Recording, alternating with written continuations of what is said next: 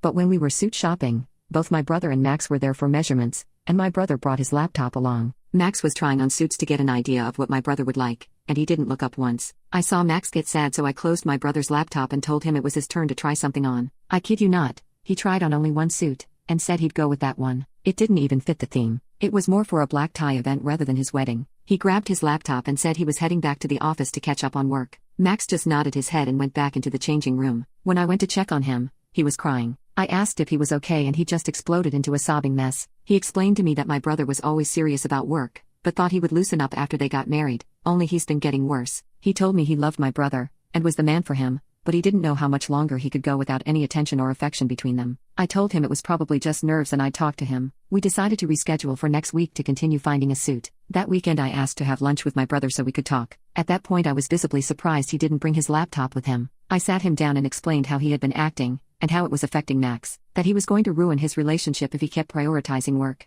My brother lashed out at me, telling me I had no idea what pressure he was under, that he was up for a promotion that would set him and Max up for life if he got it. I told him there would be no him and Max if he didn't focus on his fiance. I told him to get more involved with the wedding planning, or at least plan a special date night with Max, but he had to do something. A month passed by, and I was unable to help Max out as much as before, as my work had me doing overtime, but he reported to me that everything was going smoothly, and my brother was involving himself more. I was happy for them, especially on the day of the wedding. I helped both my brother and Max with everything, and the entire ceremony went off without a hitch. It was gorgeous. Then during the reception, is when everything went to hell. As soon as my brother sat down at his table, he pulled out his laptop and started to work on a website he was designing for a customer. While Max was mingling with the guests, he just sat there, avoiding everyone. When I saw it, I went over and slammed his laptop closed. I told him he was being an awful husband, and needed to get himself together because this was his wedding, not a normal day at the office. He told me this was one of his biggest projects yet, and needed to finish it. At his wedding? I snatched his laptop away and told him he'd get it back after his dang wedding was over. He called me a bee,